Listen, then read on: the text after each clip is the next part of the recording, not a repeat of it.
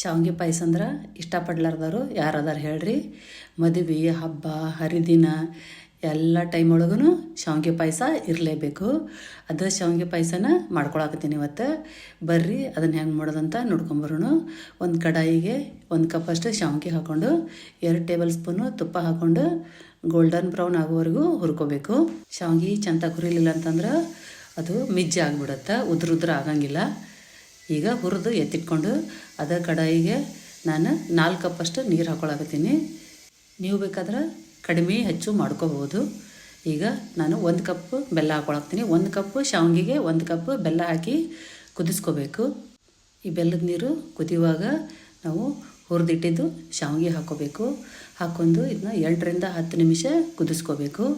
ಶಾವಿಗೆ ಕುದಿಯೋವರೆಗೂ ನಾವು dry fruits fry ಮಾಡ್ಕೊಳ್ಳೋಣ. ಒಂದು ಪ್ಯಾನ್ಗೆ 2 ಟೇಬಲ್ ಸ್ಪೂನು ತುಪ್ಪ ಹಾಕಿ ಅದಕ್ಕೆ ನಾನು ಬಾದಾಮ ಗೋಡಂಬಿ ಹಾಕ್ಕೊಳಕತ್ತೀನಿ. ನಿಮಗೆ ಬೇಕಾಗಿದ್ದ ಡ್ರೈ ಫ್ರೂಟ್ಸು ನೀವು ಹಾಕ್ಕೋಬೋದು. ಇದನ್ನ ಗೋಲ್ಡನ್ ಬ್ರೌನ್ ಆಗೋವರೆಗೂ ಹುರ್ಕೋಬೇಕು. ಶಾವಿಗೆ ಪಾಯಸನ ಸಕ್ಕರೆ ಹಾಕಿ ಮಾಡ್ಕೋತಾರೆ, ಬಟ್ ನೀವು ಬೆಲ್ಲ ಹಾಕಿ ಮಾಡ್ಕೋರಿ, ಅದ್ರ ಟೇಸ್ಟೇ ಬೇರೆ ಇರುತ್ತೆ. ಈಗ ನೋಡಿರಿ ಇದು ಕುದಿಯಾಕತ್ತೈತಿ. ಈಗ ನಾವು ಹುರಿದಿಟ್ಟಿದ್ದು ಡ್ರೈ ಫ್ರೂಟ್ಸ್ ಹಾಕ್ಕೊಂಡು ಚಂದಾಗ ಮಿಕ್ಸ್ ಮಾಡಿಕೊಂಡು ಸ್ಟವ್ ಆಫ್ ಮಾಡ್ಕೋಬೇಕು.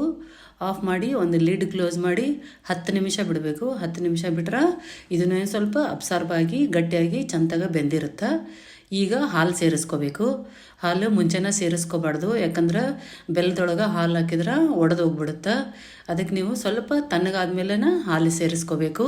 ನೀವು ಬೆಲ್ಲ ಮಾರ್ಕೆಟ್ ಒಳಗೆ ನೋಡಿಬಿಟ್ಟು ತೊಗೊಳ್ರಿ. ಆರೆಂಜ್ ಕಲರ್ ಬೆಲ್ಲ ಬರುತ್ತೆ, ಅದು ಸಕ್ಕರೆನೇ ಇರುತ್ತೆ. ಆ ಬೆಲ್ಲ ಯೂಸ್ ಮಾಡಿ ಅಡುಗೆ ಮಾಡಿದ್ರೆ ನೀವು ಹಾಲು ಹಾಕಿದ್ರೂ ಒಡೆದೋಗಂಗಿಲ್ಲ.